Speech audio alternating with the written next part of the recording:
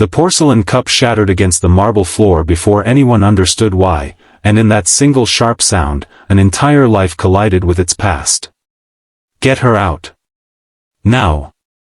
The words cut through the warm hum of the cafe like a blade, and every head turned toward the man who'd spoken them, Robert Ashford, CEO of Ashford Industries, his face twisted with contempt as he stared down at the woman standing quietly near the counter, a cup of coffee trembling in her scarred hand.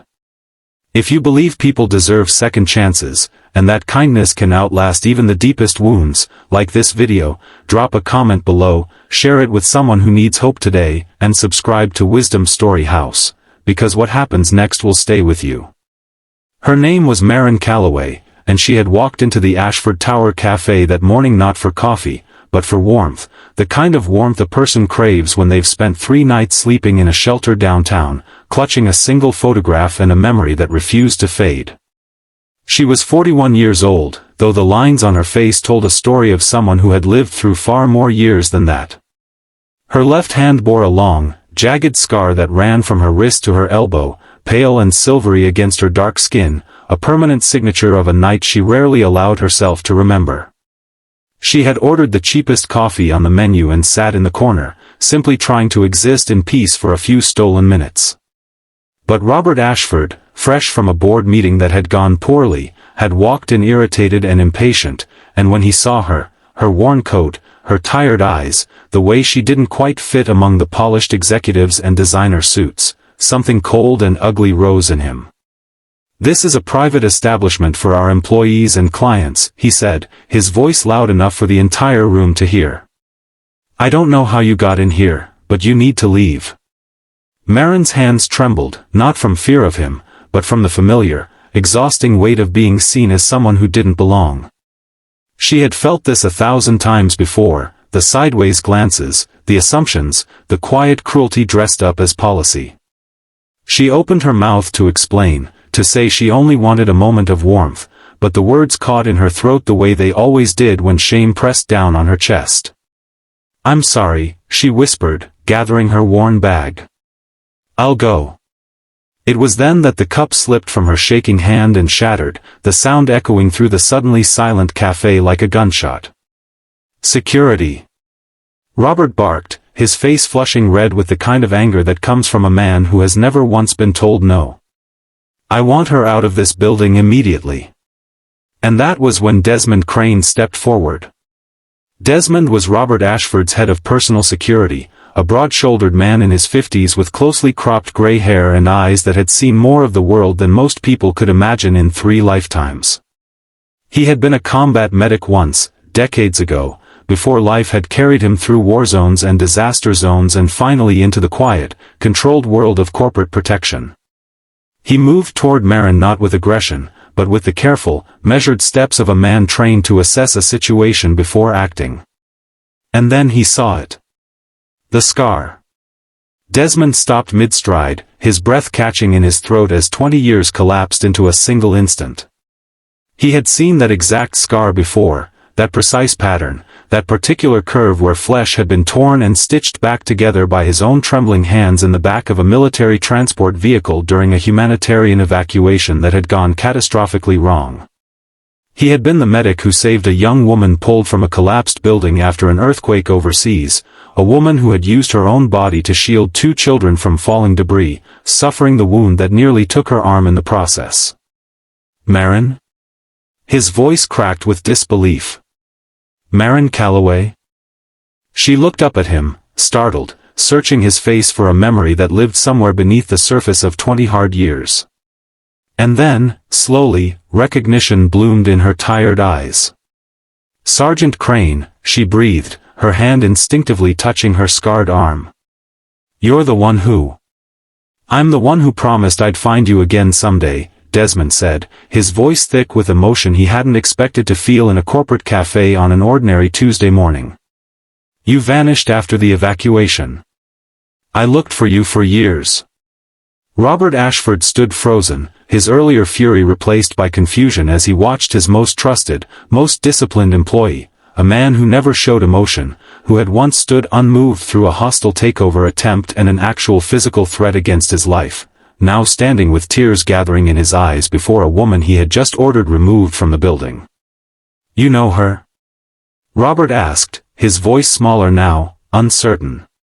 "Sir," Desmond said, turning to face his employer with a steadiness that carried the weight of authority earned through experience rather than title, "this woman saved 2 children with her own body during the Velesen earthquake. She held a collapsing wall back with nothing but her arms while rescue teams pulled survivors free. I stitched this wound myself in a field hospital because she refused treatment until every child was safely evacuated. She is, without question, one of the bravest human beings I have ever met." A heavy silence fell across the café. The other patrons, who moments earlier had watched with quiet discomfort or deliberate avoidance, now stared with a mixture of shame and astonishment. Robert Ashford, a man accustomed to controlling every room he entered, found himself at a complete loss for words. Maren lowered her eyes, uncomfortable with the sudden attention. "I didn't do anything special," she said quietly. "I did what anyone would have done." "No," Desmond said firmly, kneeling slightly to meet her gaze. "You did what almost no one would have done. And then you disappeared. What happened to you, Maren? Where have you been?" Her story poured out slowly, hesitantly, like water finding its way through cracks long sealed shut. After the earthquake, she had returned home only to find her job gone, her savings drained from medical bills the insurance refused to cover, and a body that no longer functioned the way it once had. The nerve damage in her arm made it impossible to continue the construction work she'd once done. One loss led to another, and within 2 years, the woman who had once run into a collapsing building to save strangers' children found herself with nowhere to call home. Robert listened, and something inside him, something he hadn't examined in years, buried beneath boardrooms and profit margins and the relentless pressure of maintaining an empire, began to crack open. He thought of his own father, a man who had once worked 3 jobs to keep their family fed, a man Robert had watched be dismissed and disrespected by people who never bothered to learn his name. He thought of how easily he had become the very thing his father had suffered under. "Ms. Calloway," Robert said, his voice barely above a whisper, "I owe you an apology that I don't know how to properly give." Maren looked at him, and there was no anger in her eyes, only a tired, weary grace that comes from a lifetime of forgiving people who didn't deserve it simply because carrying resentment was too heavy a burden to bear. "People see what they expect to see," she said softly. "I stopped being surprised by it a long time ago." "That doesn't make it right," Robert said, and for the first time in longer than he could remember, he meant something he said in that building completely. What happened next unfolded slowly, but it changed the trajectory of more than one life. Robert didn't simply offer Maren money to ease his guilt and send her away, though it would have been the easier path. Instead, he asked her to stay, ordered a fresh coffee with shaking hands, and sat across from her as she finished telling Desmond the rest of her story. By the end of that week, Ashford Industries had quietly established a foundation supporting veterans, disaster relief workers, and ordinary people who had given everything to help others, only to be forgotten once the cameras left and the headlines moved on. Maren became its first director, not as a token gesture, but because she understood the people the foundation existed to serve in a way no executive ever could. Desmond, who had spent 2 decades wondering if he'd ever know what became of the woman who saved 2 children at the cost of her own future, finally got to keep the promise he'd made to her all those years ago in that broken, dusty street halfway across the world. If this story moved something in you, if it reminded you that kindness can find its way back to us in the most unexpected moments, please take a second to like this video and share it with someone who needs to hear it today. Your support means more than you know, and it helps stories like Maren's reach the people who need them most. Before we close this chapter, I want to ask you something.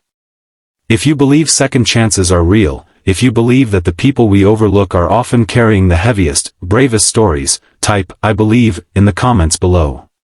Let's fill this space with people who still believe in kindness. Maren Calloway never set out to be remembered. She simply tried to do right by others, again and again, even when the world forgot to do right by her. But on one ordinary morning, in an extraordinary café, a scar she carried in silence finally spoke the truth no one else had bothered to ask, and reminded everyone watching that dignity, once given freely to others, always finds its way home.